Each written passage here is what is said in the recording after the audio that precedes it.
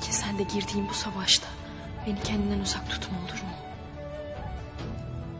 Kaderimizde şehit olmak varsa beraber olalım. Bu dünyada ayrı kalırız. Bari öte dünyada kavuşalım. Ayrılık aşkı büyütürmüş Halime Sultan. Kaderse gayrete aşıkmış. Biz gayret edeceğiz ki düşmanlarımız diz çökecek. Biz gayret edeceğiz ki tuzaklar bozulacak. Biz gayret edeceğiz ki adalet yerini bulacak.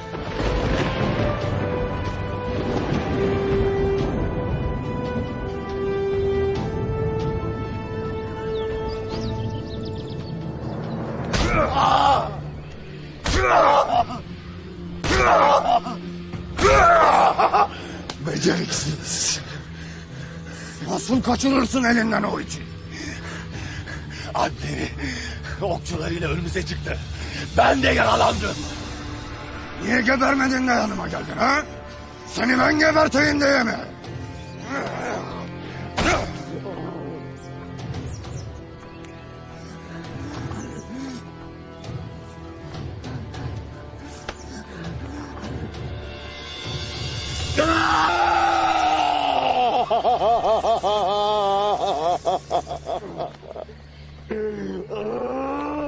Ertokuş nerede? Ne oldu ona? Ertokuş burada beyim. Bırak. Bırak.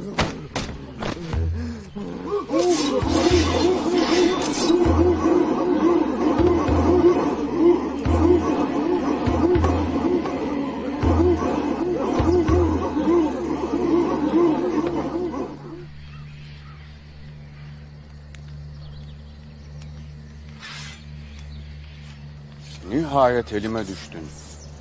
Atabey Ertokuş.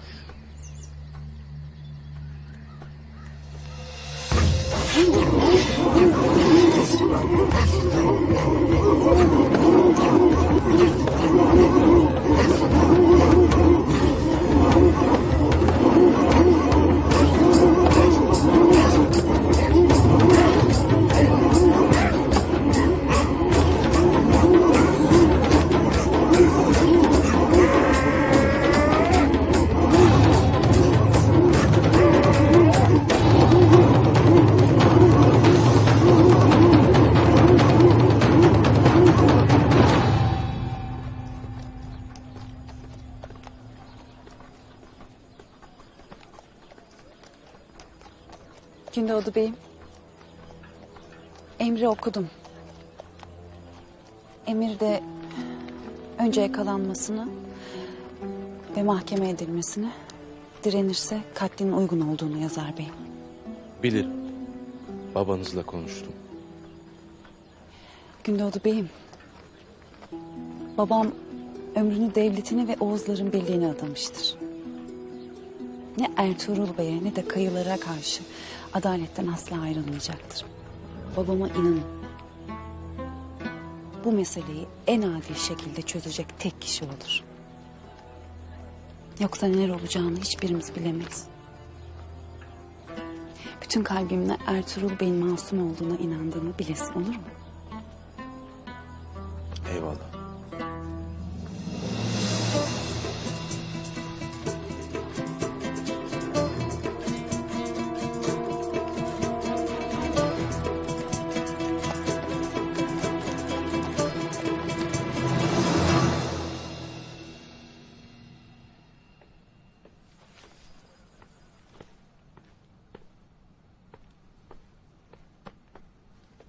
Gümüştekin'le konuştum ana. Halime. Nereden gelirsin?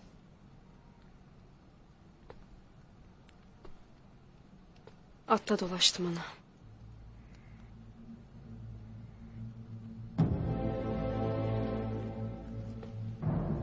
Nedense içimden